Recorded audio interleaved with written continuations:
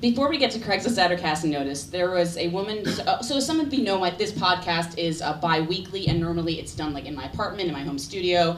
Every 2 months I have a live show, but normally I have regular folk on to tell stories.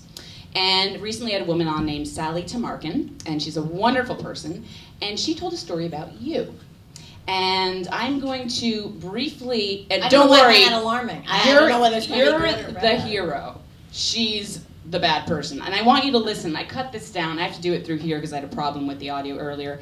I need you to listen to just... I can't think of an instance where I've been... No, you're a hero. You're a hero. So this is Sally T on my show. I'm going to play it through my phone. It's about a 40-second clip. The actual story is 6 minutes long, so I didn't want to bore you. But here it is. So when I want to say I was like 20... basically way too old to be doing the activity I was doing. I was like 23.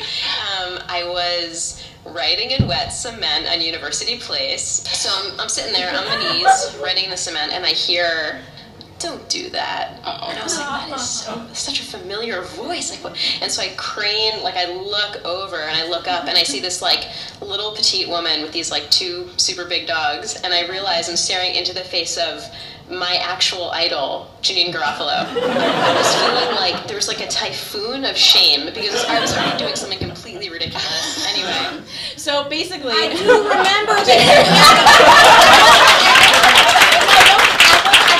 That's wrong when people write No, and to be fair, in front of people's buildings. She ended the story by saying, I didn't want to have the whole story, but she ended by saying that you had said, it's just that people live here, it's not nice, you know, whatever. She said you were so nice, and she just didn't know what to do. And I said, if you ever got a chance to apologize to Janeane, would you? So she's here tonight. Sally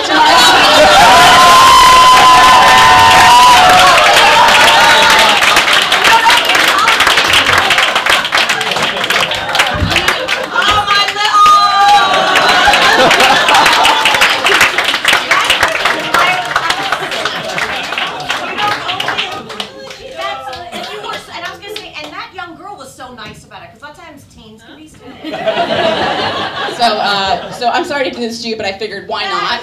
When in Rome. So Sally Tamarkin, ladies and gentlemen, she is also the co-host of an advice show called The Struggle Bus that we do once a month just for funsies. So Sally, your hair was longer.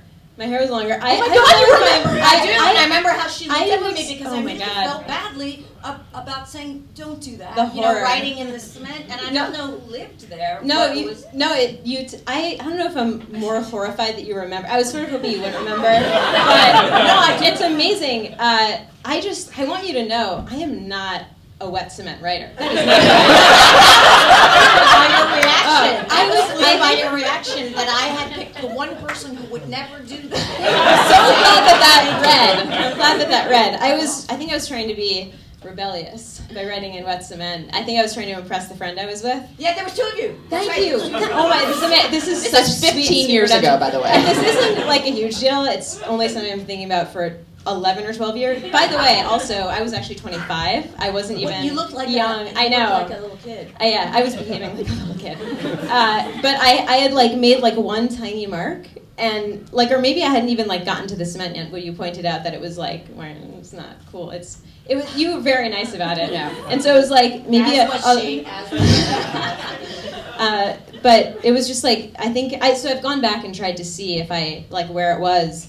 And I think it would be like a tiny line and like hot teardrops. Hot teardrops. I think it was actually like off of University. Yeah, I feel it was like 11th or 12th or something. Yeah. It was like perpendicular to University. I can't believe you remember. It's amazing. Unbelievable. I'm like Oprah, you guys.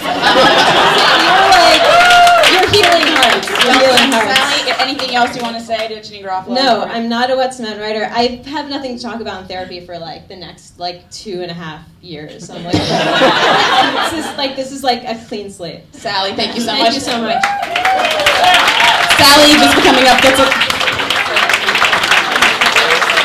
Sally gets a copy of the RuPaul comic because she's a huge fan of RuPaul's Drag Race.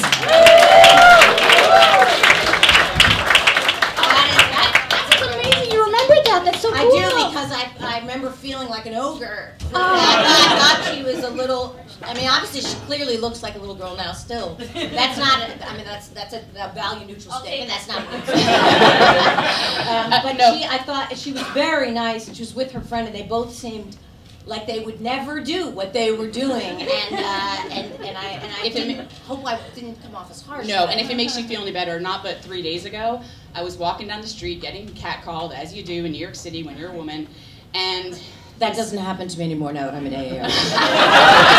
I'm now invisible. You're invisible as a woman in AAR. You're just invisible. But this guy starts singing, "Pretty woman walking down the street," and I went, "All right, that's it." And I went, "Why did you do that?" And he took off his earbuds. He's a window washer.